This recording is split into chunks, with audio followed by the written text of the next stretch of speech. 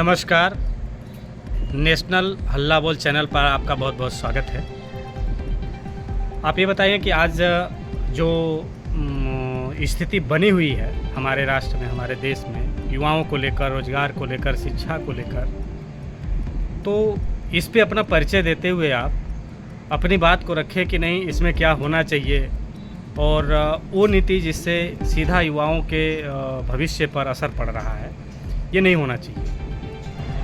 मैं मनोज कुशवाहा, पूर्व मंडल कोऑर्डिनेटर मिर्ज़ापुर, विधानसभा प्रभारी घोरावल।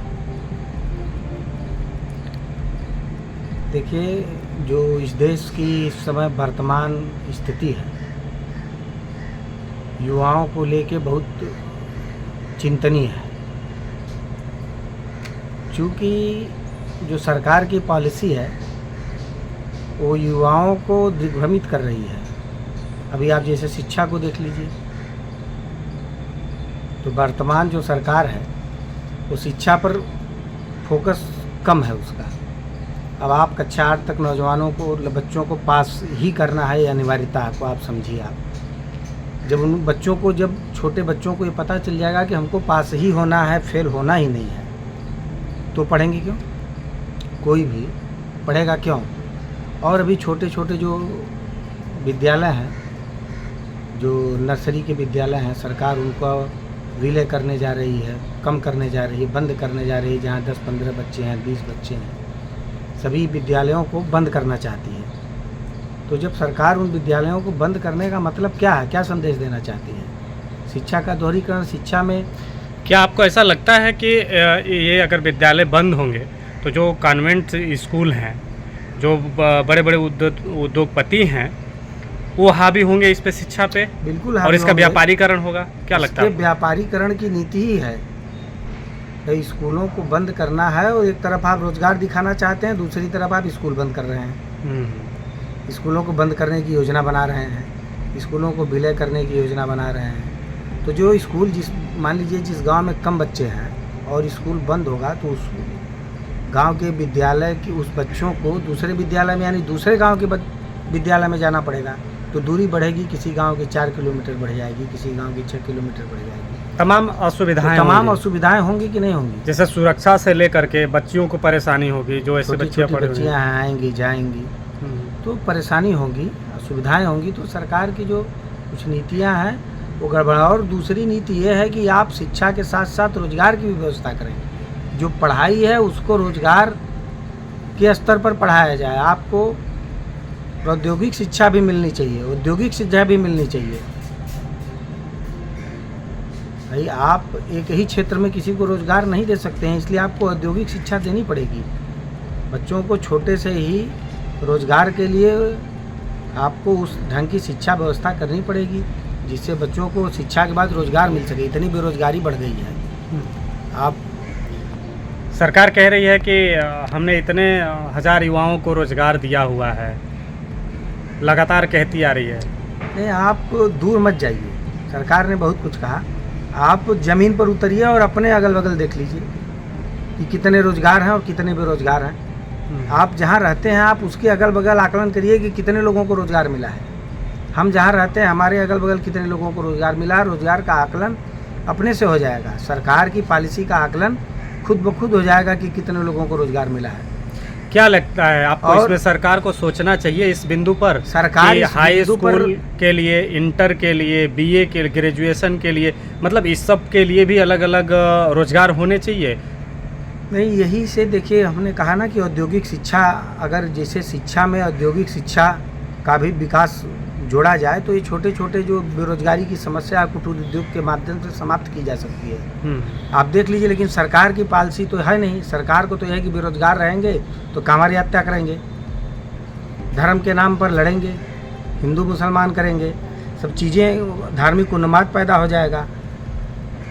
आप समझिए, सरकार कांवड़ यात्रा करने वालों के लिए हेलीकॉप्टर से फूल गिरा सकती है, लेकिन रोजगार के लिए झूठे और खोखले वादे।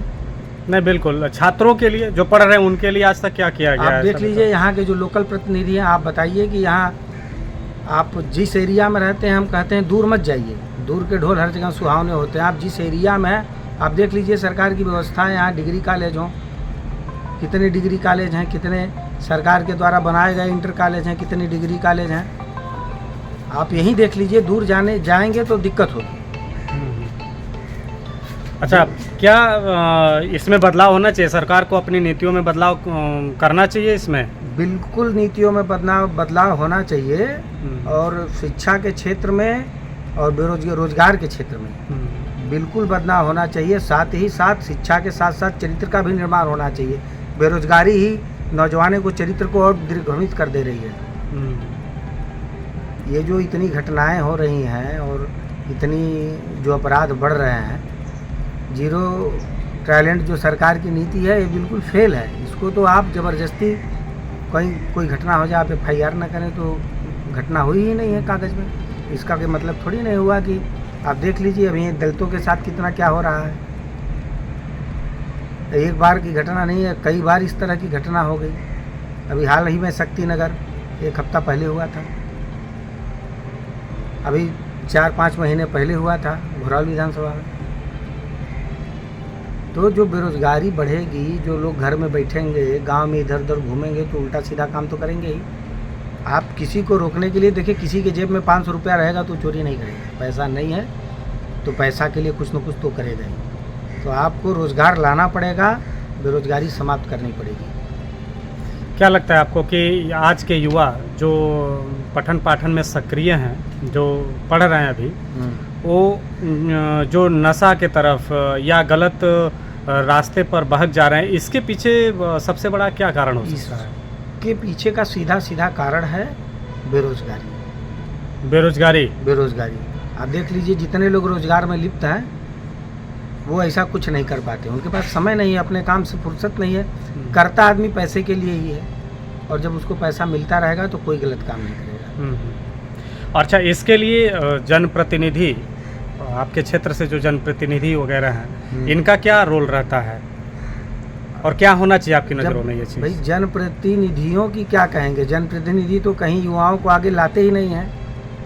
20-20 साल से 25-25 साल से आप बताइए, किसी भी बड़े मंच पर किसी युवा की भागीदारी हो? ये जिम्मेदारी प्रतिनिधियों की है कि अपने क्षेत्र के युवाओं को राजनीति में आगे ले आएं। क्या लगता है कि जितने भी प्रतिनिधि हैं कहीं ना कहीं युवाओं को दूर रखे हुए हैं? भाई, ये दूर रखे हुए हैं युवाओं को। राजनीति देखिए, अच्छी राजनीति तब होगी जब युवा राजनीति में आगे आएगा, राजनीति को युवा समझेगा। लेकिन जो पुराने प्रतिनिधि हैं उनके मठाधीशी खत्म न हो, इसलिए वो युवाओं को राजनीति से दूर रखते हैं और राजनीति के बड़े मंचों से दूर रहते हैं। कुछ युवा हैं जो लड़ झगड़ के छोटी राजनीति में हिस्सा तो ले लेते हैं, लेकिन जो राजनीति में बड़े पैमाने पर पूंजीवाद आ गया है, और जिसकी वजह से बेरोजगार युवा मार खा जाता है और किसी भी बड़े मंच पर वो हावी नहीं हो पाते हैं। राजनीति के बड़े मंच पर आप किसी युवा को नहीं देखेंगे। हर जगह कहीं कहीं जो कुछ युवा सक्रिय हैं, दौड़ धूप ले रहे हैं, छोटे मंचों पर अपना काम कर ले रहे हैं। तो क्या लगता है आपको कि इसमें पूंजीपतियों का बोलबाला है? इसमें भी सरकार कहीं ना कहीं युवा जो है, अभी आप कहीं चुनाव हुआ, अभी देख लीजिए चुनाव हुआ है कश्मीर में, देख लीजिए कितने पूंजीपति चुनाव लड़े थे। ये सरकार की, अभी पेपरों में आपने पढ़ा कि कितने करोड़पति चुनाव लड़े थे। यहाँ एक तरफ बेरोजगारी की बात हो रही है, वहाँ करोड़पति चुनाव लड़ रहे हैं। अच्छा, एक तरफ बेरोजगारी भी बढ़ रही है और दूसरी तरफ कभी आप मीडिया ने छापा कि कितने बेरोजगार चुनाव मैदान में आए? बिल्कुल नहीं, कभी छापा? बिल्कुल। कितने करोड़पति चुनाव मैदान में आते हैं ये तो निकलता है, लेकिन कितने निर्धनों को इन लोगों ने राजनीति में भागीदारी दी, कभी पेपर में आया? कभी नहीं। कभी मीडिया में छपा? नहीं। इसमें और न तो कोई बता पाएगा, कोई बताए कि कितने निर्धनों को और कितने गरीबों को। सरकार की जिम्मेदारी है बताए कि हमने इतने % गरीबों को विधायक बनाया, इतने % गरीबों को सांसद बनाया। यही तो जिम्मेदारी सरकार की है। राजनीति में भागीदारी नहीं देंगे। बिल्कुल। अच्छा, क्या लगता है आपको कि बेरोजगारी, एक तरफ बेरोजगारी बढ़ रही है, दूसरी तरफ महंगाई भी चरम पे जा रही है, इनका दोनों का क्या संबंध आपको लगता है? महंगाई तो डाइन के रूप में पूरे आदमी को खाए जा रही, इसीलिए तो और परेशानी है। ये जो अपराध बढ़ रहा है, भाई पेट नहीं भरेगा तो कुछ न कुछ तो आदमी करेगा ही।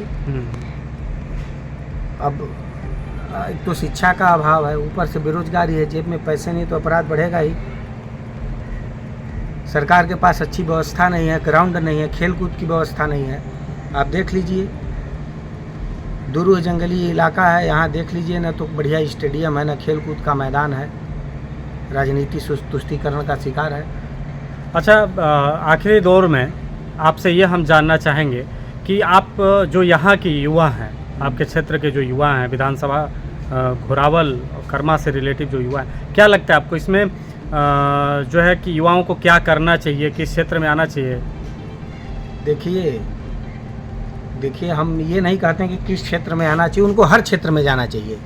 कुछ डॉक्टर बने, कुछ IAS बने, कुछ इंजीनियर बने। देखिए सबकी एबिलिटी अलग अलग है जी। जो कर सकता है वो करे, जो कुछ न कर सके वो राजनीति करे जी। क्या लगता है कि डॉक्टर बनिए, इंजीनियर बनिए, हाँ, कलेक्टर बनिए, और जो छूट जाए वो चलिए हमारे साथ राजनीति करिए।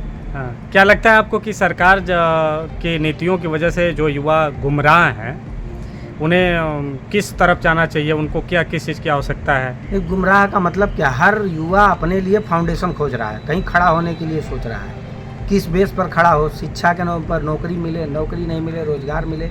अगर नौकरी में सफल नहीं हो पा रहा है, रोजगार में सफल नहीं हो पा रहा है, तो राजनीति करे भाई, राजनीति करे। कहीं ना कहीं उसको सफल होने की ज़रूरत है, कुछ ना कुछ उसको चाहिए जीवन जीने के लिए, और अपने दिनचर्या को बनाए रखने के लिए कुछ ना कुछ युवाओं को चाहिए। अच्छा, ये बताइए कि घर परिवार चला सके। जी, आप ये बताइए कि जैसे आप आते हैं कर्मा ब्लॉक के अंतर्गत, तो क्या लगता है कर्मा ब्लॉक के अंतर्गत युवाओं की क्या, जैसे ग्राम प्रधान कुछ का चुनाव, जो युवा अपने दम पर राजनीति किए हैं, कहीं ना कहीं प्रधान है, BDC है, और इसमें किसी बड़े नेताओं की कोई भूमिका नहीं रही है। तो करीब करीब हमको लगता है कि महिला और पुरुष मिला के करीब करीब कर्मा ब्लॉक में 70-75% युवा प्रधान हैं, BDC हैं। BDC तो हमको लगता है 85% है। अच्छा, इसके बावजूद भी युवाओं को कुछ नहीं समझा जा रहा है? इसके बावजूद भी युवाओं को कुछ नहीं समझा जा रहा है, युवाओं की भागीदारी को रोका जा रहा है। जहां युवाओं को खुद से कुछ करने का मौका मिल रहा है, तो ये ग्राम प्रधान, ये BDC, इन्होंने खुद से किया है, अपने दम पर भी किया है। इससे इनकी मजबूती को समझिए आप कि युवा क्या करना चाहता है, युवा कहाँ जाना चाहता है। लेकिन चूँकि युवा रिचार्ज नहीं हो पा रहा है, तो समाप्त कर दिया जा रहा है, गेम खेल दिया जा रहा है उसके साथ, युवाओं के साथ यहाँ के बड़े प्रतिनिधि। अच्छा, सरकार गेम खेल दे रही है। जी, आखिरी में अब ये बताएं कि आप युवाओं को क्या कहना चाहते हैं, अपने आह्वान क्या करेंगे आप उन्हें? हमने कहा, हम तो यही कहेंगे भाई कि युवाओं को एक मंच पर आना पड़ेगा, और युवाओं के भविष्य के बदलाव के साथ ही इस देश के भविष्य का बदलाव सुरक्षित हाथों में जाएगा, और तभी इस देश का भी विकास होगा। युवाओं के विकास के साथ साथ देश का विकास जुड़ा हुआ है। जी, बहुत बहुत धन्यवाद।